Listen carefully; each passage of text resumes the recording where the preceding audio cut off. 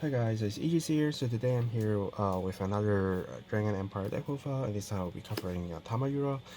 So with the new promo, with new side support, this deck is actually a lot playable compared to before. Before she is okay-ish, but now with the promo, it's actually making things a lot more efficient. And then with the new support, the deck actually can do a kind of different attack sequence.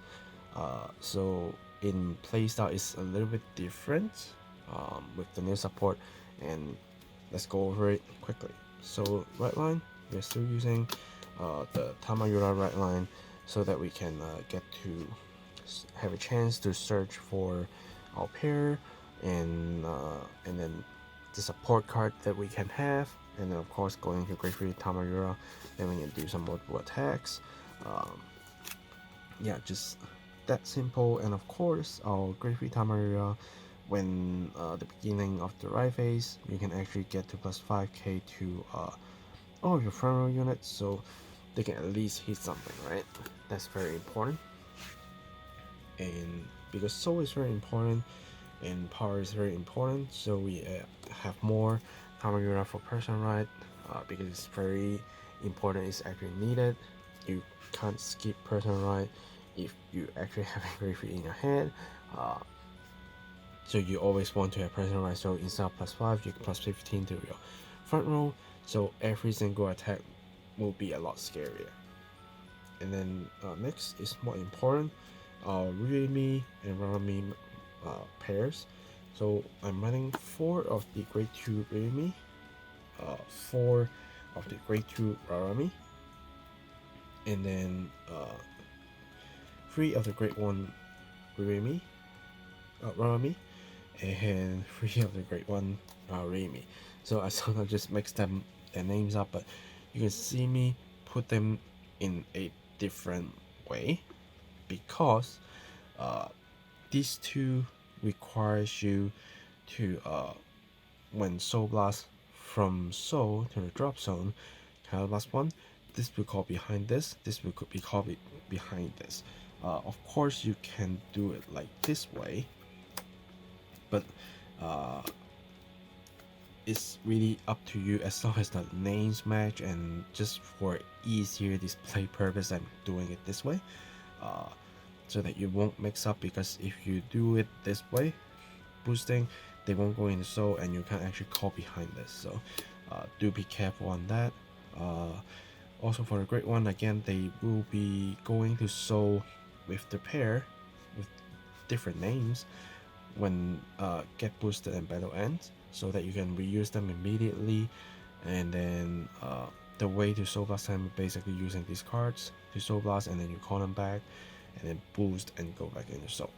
So instead of just doing like 2 attacks, call 2 pairs out, call 1 pair out, and then do more attacks that may not hit, now what you can do is you do 2 attacks, and then go with this, call this or call this line, up to you depending on what you have. And then at least this is 18 pair, you probably will have the plus 5 to go 23, so at least can still hit if your opponents get a defensive trigger, unless they are not 30k Vanguard, they are 15, 18k, whatever that power is. Usually those Vanguards are not having a good skill, so you won't see them that much. So 23k should be able to get hit when your opponents have 1 defensive trigger. So it's very important to actually look at your board, what you need to do, what you want to do, instead of just spamming these. Now you have more tools to actually get called out to do different way of attacks. You don't always need to do 5, because when you aim for 5 and your opponents get a defensive trigger, you're wasting 2 attacks. So instead of doing 5, sometimes doing 4 is still helping you out. Yeah.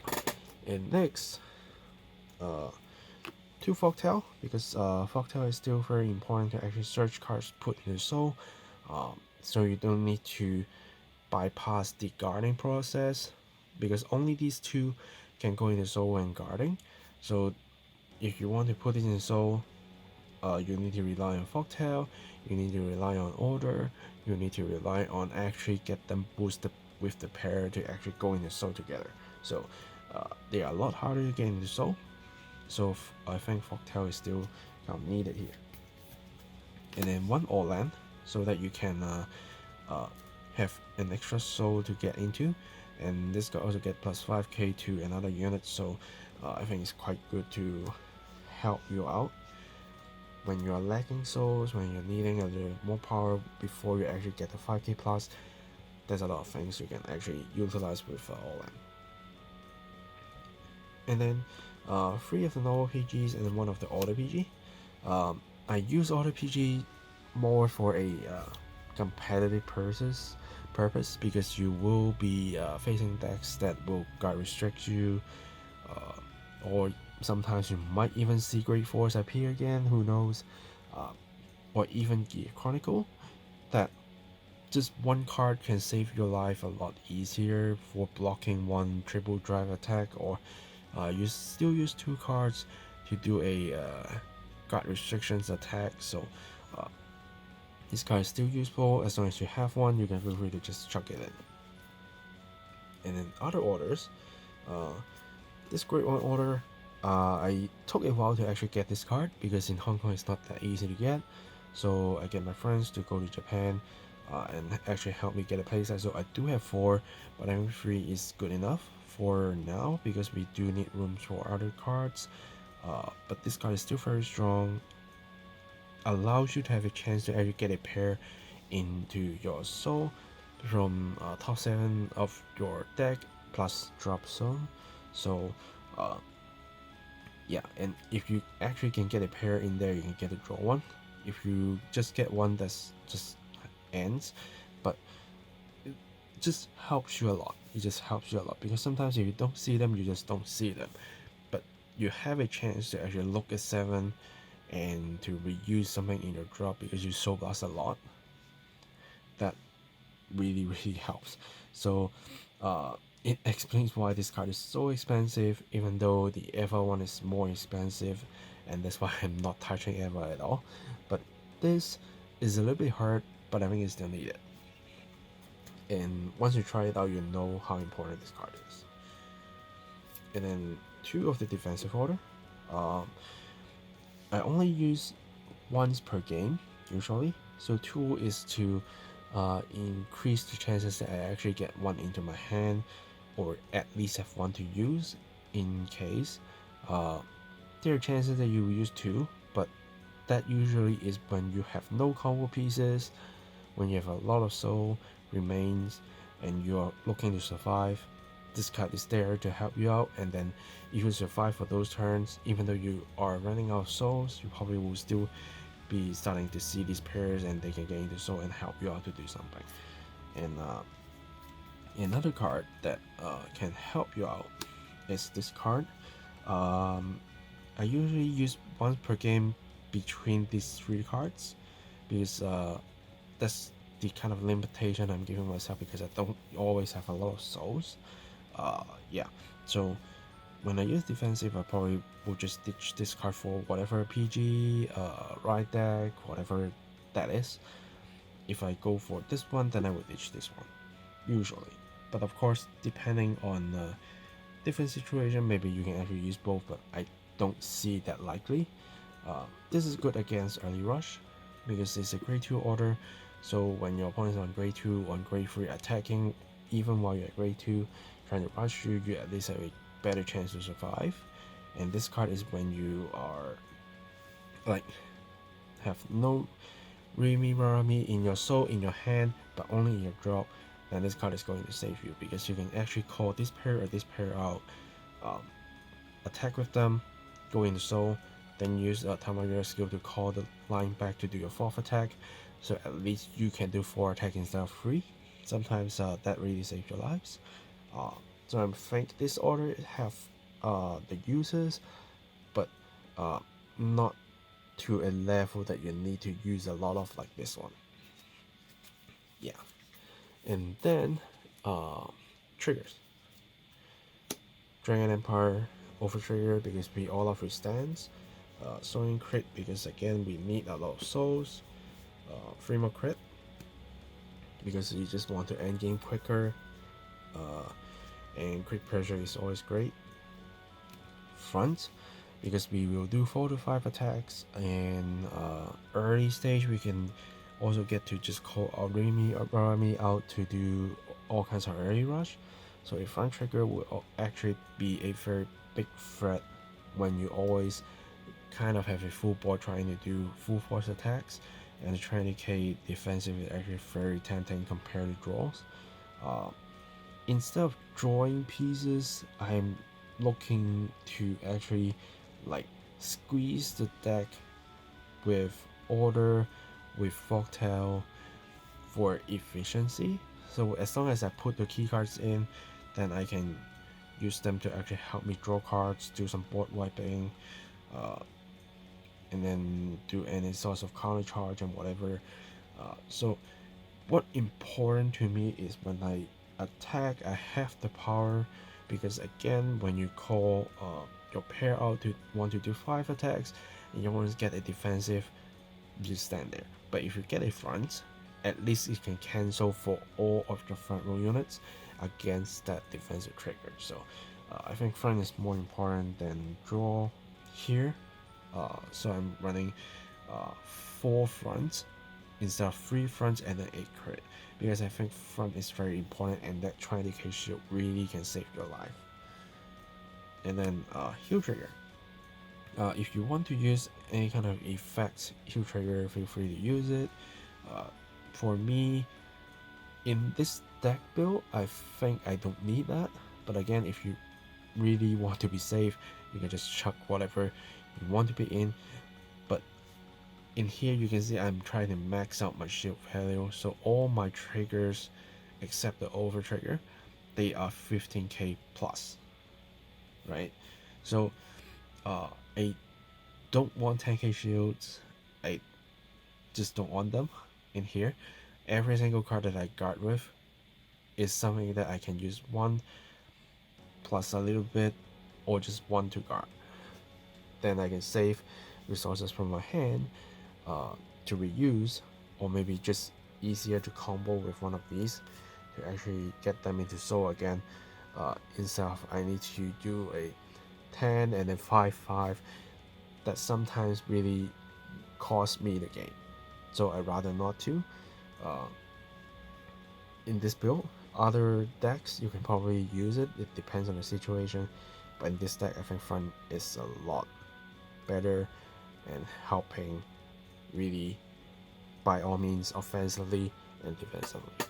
Yeah, so that's basically the deck list. And instead of doing like 5 attacks, now I can do 4, so this really makes the deck a lot better to play with. So because in the past what we always do is we like have this attack, and then attack, place, attack, right? And the worst part is again facing defensive. But now what you can do is, if you have things like this, you can even do like this, go in, attack, pay cost, call this back in, and then now you can wait for a front. So even this still may not hit, this have a lot higher chance to hit, as long as your Tamayura give 5k, this is 23k, so even if your opponents get defensive trigger when you don't have anything, you can still get hit. So to me, it's actually helping a lot. And of course, if your soul is like full of these ones, right, full of a pair, 2 pairs, then you can just attack, right, and then just like of course do 2 attacks first, and do that, and then soul blast these out, and then just call them back out to do 5 attacks, right? And then when these attacks they go in, that's of course is the most ideal situation, but we don't always get that. So even if we get something like this, you can like go in, reuse. To me, it's actually way better than before. So yeah, which makes me like this deck a lot more right now compared to before. Not only with the order that cost me a lot of money, but also with these supports, making the deck actually a lot more playable. Yeah, so I do hope this deck can get a lot more chances to like see them in like tournaments and top tables, but might take a little bit more effort from the player to actually learn how to play this deck carefully and play against specific matchup. Yeah, so I think this deck has the potential, but we might need to give her a little bit more time for people to actually know how she does. Yeah, so that's it for this deck profile. If you have any kind of questions, comments down below in the comment section, and I will answer them.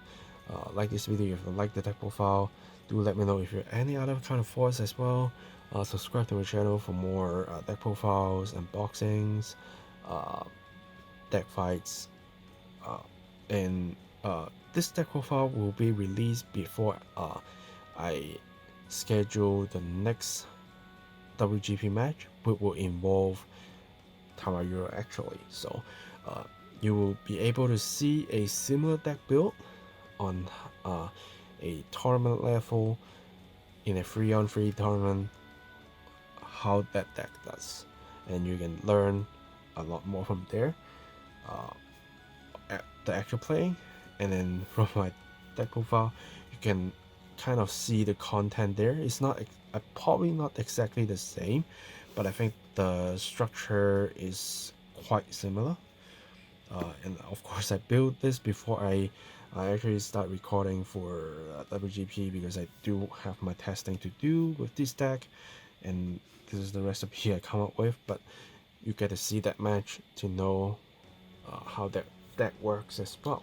Yeah, so yeah, that's the end for me today. Thanks for watching guys, and I will see you guys in the next video. Signing off.